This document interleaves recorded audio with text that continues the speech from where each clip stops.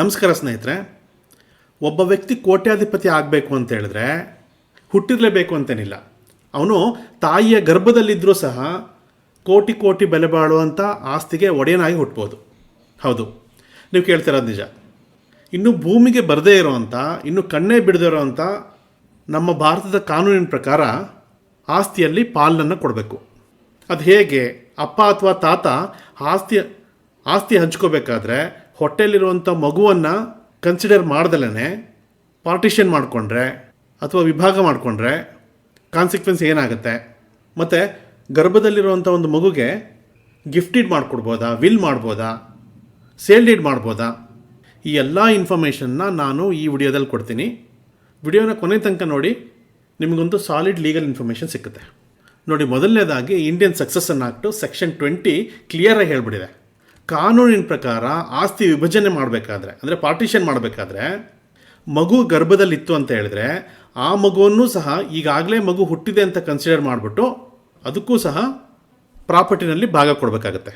ಆದರೆ ಒಂದು major condition ಏನು ಅಂತ ಹೇಳಿದ್ರೆ, ಆ ಮಗು ಜೀವಂತವಾಗಿ ಹುಟ್ಟಲೇಬೇಕು.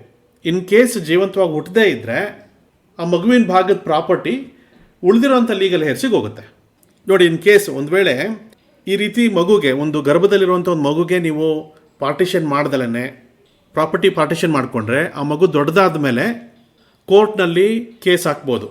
ಮತ್ತು ಆ ಪೂರ್ತಿ ಪಾರ್ಟಿಷನ್ ಏನು ಮಾಡ್ಕೊಂಡಿರ್ತೀರಲ್ಲ ಅದನ್ನು ಕ್ಯಾನ್ಸಲ್ ಸಹ ಮಾಡಿಸ್ಬೋದು.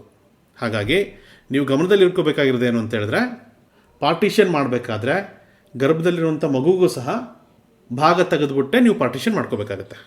ಮತ್ತು ಇನ್ನು ಗಿಫ್ಟ್ ಡೀಡ್, ಈಗ ಟ್ರಾನ್ಸ್ಫರ್ ಆಫ್ ಪ್ರಾಪರ್ಟಿ ಆ್ಯಕ್ಟ್ ಅಂತೇಳಿ ನಮ್ಮಲ್ಲಿ ಒಂದು ಆ್ಯಕ್ಟ್ ಇದೆ. ಈ ಆ್ಯಕ್ಟ್ನ ಪ್ರಕಾರ ನೀವು ನೇರವಾಗಿ ಗರ್ಭದಲ್ಲಿರುವಂಥ ಮಗುಗೆ ಗಿಫ್ಟ್ ಮಾಡಿಕೊಡೋಕ್ಕಾಗಲ್ಲ. ಯಾಕೆ ಅಂತ ಹೇಳಿದ್ರೆ, ಗಿಫ್ಟ್ ತಗೋಬೇಕು ಅಂತ ಹೇಳಿದ್ರೆ ಆ ವ್ಯಕ್ತಿ ಜೀವಂತವಾಗಿರಬೇಕು. ಆದರೆ transfer of property act section 13ರಲ್ಲಿ ಒಂದು ಆಲ್ಟರ್ನೇಟಿವ್ ಮಾಡಿದೆ. ಏನು ಅಂತ ಹೇಳಿದ್ರೆ, ನೀವು ಮೊದಲು ಆಸ್ತಿನ ಮಗುವಿನ ತಾಯಿಗೋ ಅಥವಾ ಒಬ್ಬ ಟ್ರಸ್ಟಿಗೋ ಕೊಟ್ಟು ಅದನ್ನು ಪ್ರಯರ್ ಇಂಟ್ರೆಸ್ಟ್ ಅಂತೇಳಿ ಕರೀತಾರೆ. ಆಮೇಲೆ ಮಗು ಹುಟ್ಟಿದ ಮೇಲೆ ಆ ಮಗುಗೆ ಸೇರಲಿ ಅಂತೇಳಿ ಬರೆದು ಕೊಡ್ಬೋದು. ಈ ರೀತಿ ಒಂದು ಅರೇಂಜ್ಮೆಂಟ್ ಮಾಡ್ಕೋಬೋದು. ಇದಕ್ಕೆ ನಮ್ಮ ಕಾನೂನಲ್ಲಿ ಅವಕಾಶ ಇದೆ. ಇನ್ನು ನಾವು ವಿಲ್ಲಿನ ವಿಚಾರಕ್ಕೆ ಬರೋದಾದರೆ ಇಲ್ಲಿ ತುಂಬ ಈಸಿ.